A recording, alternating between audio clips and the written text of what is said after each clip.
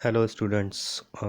इस वीडियो के अंदर हम कुछ इम्पॉर्टेंट क्वेश्चंस देखेंगे। क्वेश्चंस के आंसर्स भी इसमें गिवन है जो chapter alternative centre of power से लिए गए हैं। इसमें कुछ क्वेश्चंस इम्पॉर्टेंट हैं और ये जो क्वेश्चंस हैं ये बोर्ड के पेपर में अधिकतर आते हैं और इनको आप रेडी कर सकते हैं। पहला क्वेश्चन है, mention any 4 common features of European Union. European Union के 4 फीचर्स बताने हमको। तो पहला है, the European Union function as an important bloc of international organisation. International organisation के तौर पर इसका जो फंक्शन है काफ़ी इंपॉर्टेंट है। World trade organisation to intervene in economic areas, like world trade organisation है यहाँ पे, जो कि एक इस एरिए को काफ़ी ज़्यादा मान्यता प्रोवाइड करता है, मान्यता देता है। ठीक है। सेकंड पॉइंट है इसका, the European Union has expanded areas of corporation while new members specially from Soviet block. जब 1990 में यूएसआर का डिसइंटीग्रेशन हुआ, उसके बाद में जितने भी सोवियत ब्लॉक के जितने भी यूरोपियन कंट्रीज़ थे, वेस्टर्न यूरोपियन कंट्रीज़ और ईस्टर्न यूरोपियन कंट्रीज़, वो इसमें शामिल हो गए थे यूरोपियन यूनियन में। तो इसका जो एरिया था, वो कॉपरेशन का जो एरिया था, वो काफ़ी बढ़ गया था। थर्ड पॉइंट है, the European Union has an influential role of UN policies के, because it is to members. Like इसकी जो पॉलिसीज़ है वो काफ़ी ज़्यादा इन्फ्लुएंशनल रखती है अपने आप में, क्योंकि ब्रिटेन और फ्रांस जो दो इसके मेंबर्स हैं यूरोपियन यूनियन के, ये इनके पास में, दोनों के पास में सिक्योरिटी काउंसिल्स के अंदर परमानेंट सीट भी है और इनके पास न्यूक्लियर वॉर हेड भी है। अगला पॉइंट है, the European Union is influential in the area of diplomacy. अच्छी है इसकी, इकोनॉमिक इन्वेस्टमेंट में भी काफ़ी ज़्यादा मान्यता रखता है ये। एंड नेगोशिएशन, ये नेगोशिएट भी कर सकता है क्योंकि इसकी जो इकोनॉमी है वो काफ़ी विशाल है। जितने भी कंट्रीज़ के साथ में ये व्यापार करता है उनसे अपनी शर्तें मनवा सकता है, अपनी शर्तों के साथ में उनसे बात कर सकता है। इसका अपना एक फ़्लैग है, European unions flag. European union का अपना एक एंथम है। यूरोपियन यूनियन की अपनी करेंसी है। European common foreign policies and security policies भी इनकी सेम ही है। इन कंट्रीज़ की जो कि इसके मेंबर्स हैं यूरोपियन यूनियंस के। अगला क्वेश्चन है, explain the economy and the military influence of the European Union. Economy और मिलिट्री इन्फ्लुएंस क्या है यूरोपियन यूनियन की? तो European Union is the world's second biggest economy with the GDP of more than 17 trillions in 2016। तकरीबन 2016 के अंदर इसकी 17 trillions की इकोनॉमी थी, जो वर्ल्ड की सेकंड बिगेस्ट इकोनॉमी है यूएस के बाद में। सेकंड पॉइंट है, it's currency euro can pose a threat to the dominance of the US dollar. US dollar से भी ज़्यादा स्ट्रॉन्ग इसकी करेंसी मानी जाती है, तो ये यूएस डॉलर के डोमिनेंस के लिए एक डर है। अगला पॉइंट है, सी पॉइंट है, its share of world trade is 3 times larger than that of the US military. इसका तकरीबन जो ट्रेड है, वर्ल्ड ट्रेड है, वो तकरीबन यूएस से भी 3 गुना ज़्यादा है। ठीक है। मिलिट्री इन्फ्लुएंस में की अगर बात करें हम इसकी, तो the European unions combined armed forces, इनके यूरोपियन कंट्रीज़ की जितने भी यूरोपियन कंट्रीज़ हैं उनकी कंबाइंड फोर्स है, और वो जो कंबाइंड फोर्स है वो वर्ल्ड की सेकंड लार्जेस्ट फोर्स है इनके पास में। बी पॉइंट है, it's a total spending on defence is a second after that the US के बाद में सबसे ज़्यादा पैसा ये खर्च करता है। अगला पॉइंट है, 2 members of the European Union have a large arsenals of nuclear warhead. Nuclear warheads है इसके 2 मेंबर्स के पास में।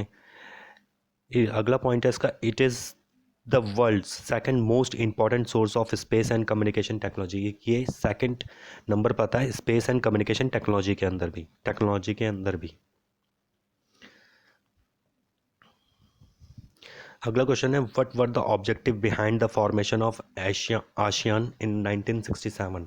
आशियान के अंदर क्या ऑब्जेक्टिव्स थे इनके, इसके बारे में बात करेंगे कि जो इसको बनाया गया, ये 1967 में किस वजह से ये उसमें आया था, इसकी फाउंडिंग हुई थी। तो इसके बारे में हम बात करते हैं। The ASEAN was established in 1967 by 5 countries of this region. इस एरिया के 5 कंट्रीज़ ने अपने आप को इन्होंने क्या किया था, अपने एक ग्रुप बनाया था जिसमें Indonesia, Malaysia, Philippines, Singapore and Thailand थे। ये 5 कंट्रीज़ थे। ये 5 कंट्रीज़ आप ध्यान रखना। और इन्होंने एक साइन करा था बैंकॉक के अंदर डिक्लेरेशन। ठीक है। और इसके बाद में आशियान विश्व मंच पर सामने आया था। ऑब्जेक्टिव ऑफ आशियान के जो ऑब्जेक्टिव्स हैं, primary to accelerate economic growth provide करना इस एरिया के अंदर। साउथ ईस्ट एशियन कंट्रीज़ के अंदर प्रोग्रेस देना एंड कल्चर को डेवलप करना। अगला पॉइंट है second, to promote a regional peace के रिलेटेड बात करना, शांति बनाए रखना, टेररिज्म से रिलेटेड बातचीत करना, एक मंच प्रोवाइड करना, ठीक है, based on the rule of law and the principle of the United Nation charter over the years of the Brunei इसमें शामिल हुआ, फिर Brunei Darussalam, Vietnam, Laos, PDR, Myanmar भी इसमें शामिल हो गया। Cambodia joined ASEAN taking its strength to the 10th, और इसकी जो स्ट्रेंथ थी वो कितनी हो गई, 10th आ गई, 10 देशों की हो गई। Unlike the European Union there is a little desire in ASEAN of a super natural structure and institution. ASEAN को ये सुपर नेचुरल स्ट्रक्चर बनाना चाहते हैं जैसे कि यूरोपियन यूनियन है, क्योंकि इस कंट्री इसके अंदर जो देश शामिल हैं वो काफ़ी छोटे देश हैं, वो अकेले रहकर कुछ नहीं कर सकते। तो उन्होंने क्या किया, एक ग्रुप बनाया ताकि वो मिलकर विश्व मंच पर अपने आप को साबित कर सके। इसका आगे का आंसर है, ASEAN countries have a celebrated what become known as the ASEAN ways of form of an interaction, which is of informal non-confrontations and cooperative. The respect for a national sovereignty, it's a critical to the functioning of ASEAN with the some of the fastest growing economy in the world. ASEAN broadened its objective beyond the economy and social spheres. In 2003, ASEAN moved along the path of European Union by agreeing to establish the ASEAN community comprising three pillars, namely the ASEAN Security Community, the ASEAN Economic Community and the ASEAN Socio-Culture Community। तो इससे related पढ़ते हैं, दक्षिण पूर्वी Asia में आर्थिक विकास को तेज करना इनका मेन वो था मुद्दा, प्रमुख उद्देश्य था। आर्थिक विकास के माध्यम से सामाजिक और सांस्कृतिक विकास हासिल करना था इन्होंने। कानून के शासन और संयुक्त राष्ट्र के कायदों पर आधारित क्षेत्रीय शांति और स्थायित्व को बढ़ावा देना भी इनका मेन उद्देश्य था। यूरोपीय संघ की कार्यप्रणाली से अलग अपने आप को रखकर टकराव नहीं होना चाहिए, लड़े नहीं ये, और सहयोग और मेल मिलाप के साथ में ये काम करें, ये इनका मेन मुद्दा रहा है। ये यूरोपियन यूनियन या यूरोपीय संघ से किसी भी तरह का बैर नहीं रखकर अपने आप को डेवलप करना चाहते हैं, इसलिए इन्होंने कोई भी इस तरह का ग्रुप नहीं बनाया ताकि इनका भविष्य में कोई लड़ाई हो किसी भी ग्रुप के साथ में, चाहे वो अमेरिकन ग्रुप्स हो, नाटो ग्रुप हो या कोई रशियन ग्रुप हो, ठीक है। अगला क्वेश्चन देखते हैं, describe any four economic policies of China to make it a grow faster rate. Economy इतनी फास्टर रेट से इकोनॉमी कैसे ग्रोथ करी चाइना की, तो इसके बारे में बात करेंगे। Chinese economy, the economic policies of China, China की जो economic policy, open door policy इन्होंने फॉलो करी। It was announce by Deng Xiaoping to generate a higher productivity by investment of capital को इन्वेस्ट करके प्रोडक्शन लेवल को बढ़ाया जा सके। टेक्नोलॉजी फ्रॉम अब्रॉड से टेक्नोलॉजी लेकर आ सके, कैपिटल और टेक्नोलॉजी दूसरे देशों से, इसलिए इन्होंने ओपन डोर पॉलिसी अपनाई, फॉलो करी। Market economy, China introduce it's on market economy by the privatisation of agriculture को इन्होंने 1982 से लेकर 88 के बीच में पूरी तरह से प्राइवेटाइजेशन कर दिया एग्रीकल्चर और इंडस्ट्री को। थर्ड पॉइंट है, special economic zones to remove the trade barriers.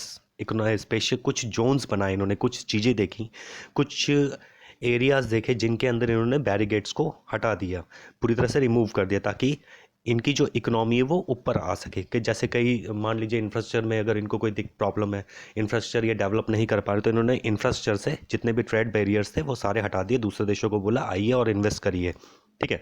उसके बाद में एक्सेशन टू अ डब्ल्यूटीओ के ऊपर पूरी तरह से सही डिपेंड हुए ये। China plan to depend its integration into the world economy and the sphere future world economy order by its accession to a WTO in 2001। 2001 के अंदर इन्होंने क्या किया, डब्ल्यूटीओ के साथ में अपने रिलेशंस बनाए ताकि ये अपनी इकोनॉमी को थोड़ा सा इम्प्रूव कर सकें। अगला क्वेश्चन है, how did the plateau of Tibet become an issue of tension between India and China. India और चाइना के बीच में क्या टेंशन रही है तिब्बत को लेकर, उसके बारे में बात करेंगे। तो वो कह रहा है, from the very beginning of independence time to time China has claimed its administrative control over a Tibet. Like China ये कई बार बोलता आया है कि उसका जो पूरा तरह से एडमिनिस्ट्रेटिव कंट्रोल है वो तिब्बत के ऊपर है। तिब्बत उसका पुराना पार्ट रह चुका है, यानी कि तिब्बत जो है वो चाइना का ही पार्ट है, तिब्बत कोई अलग देश नहीं है। तो चाइना के ऊपर ये अपना हक जताता रहा है। इन 1950 में China took over control of Tibet. Tibet के ऊपर 1950 में उसने पूरी तरह से कंट्रोल कर लिया चाइना ने, जिसमें चाइना, इंडिया और चाइना के बीच में एक कंट्री पड़ता था तिब्बत, जो कि अपने आप को आज़ाद बताता था। ठीक है, ना तो वो इंडिया का कभी पार्ट रहा, ना उसने अपने आप को चाइना का कभी पार्ट बताया। उसने बोला कि मैं हूँ पूरी तरह से आज़ाद हूँ, एक तरह से डेमोक्रेटिक हूँ। Large section of a Tibet population opposed this, ये अपोज्ड कर दीजिएगा, पॉपुलेशन और अपोज्ड। ठीक है,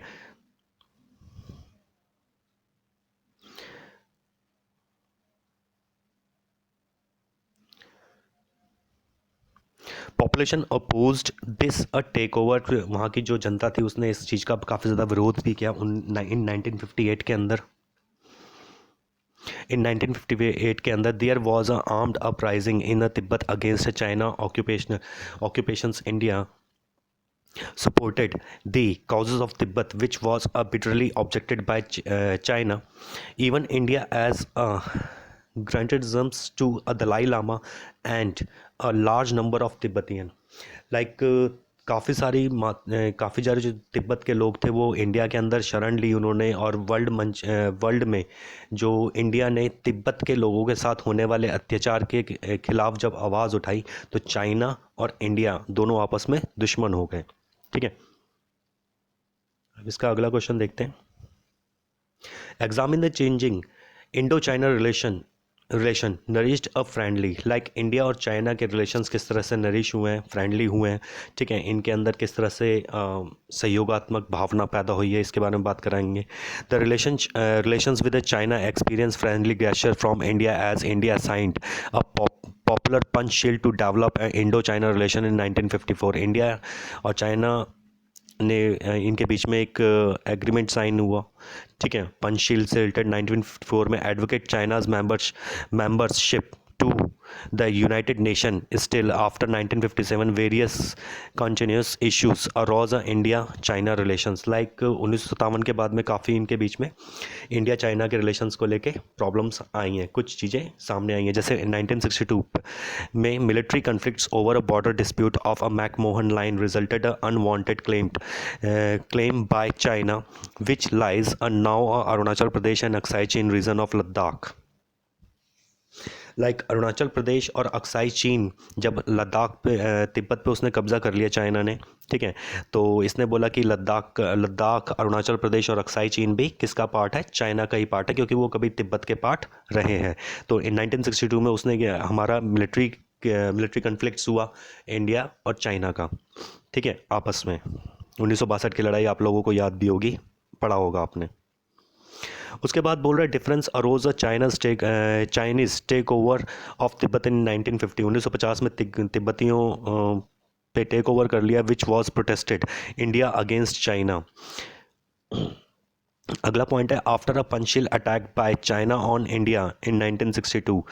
पंचशील के बाद में अटैक किया चाइना ने। पंचशील होने के बावजूद भी चाइना ने अटैक किया इंडिया के ऊपर 1962 में to occupy larger territories of India created humiliations. Like India की काफ़ी बड़ी टेरिटरी पे उसने कब्जा कर लिया 1962 की लड़ाई में।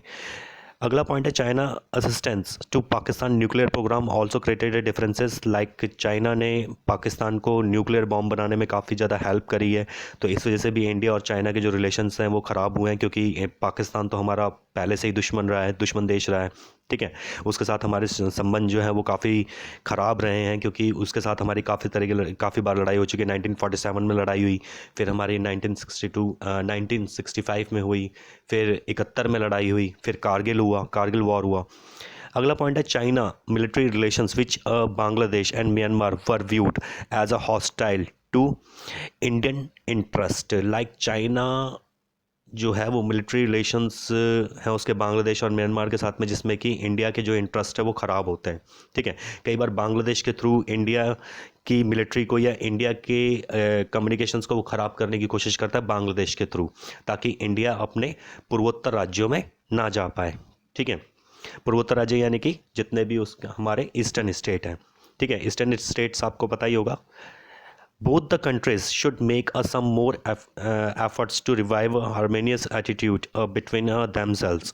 अगला पॉइंट है both the countries should move hand in hand to fight against terrorism and nuclear race. Like हम इंडिया और चाइना जो है वो आपस में सहयोग करते हैं टेररिज्म पे, एक बात बोलते हैं कि टेररिज्म दूर होना चाहिए, न्यूक्लियर रेस के खिलाफ हैं हम लोग, ठीक है, इकोनॉमिक डिस्पैरिटीज़ के खिलाफ हम लड़ रहे हैं. अगला पॉइंट है both the countries should develop a mutual understanding and respect. दोनों कंट्रीज अपने आपस में म्यूचुअल अंडरस्टैंडिंग से और आपसी भेदभाव को मिटाना चाहते हैं. अगला पॉइंट है hence both of them have signed agreement on a culture exchange. Like culture exchange पे हमने उनके साथ कई सारे एग्रीमेंट साइन किए हैं. Cooperation with the cooperations in science and technology के अंदर के लिए भी हमने कई तरह के एग्रीमेंट उनके साथ साइन किए हैं और हम आपस में मिलकर काम करते हैं.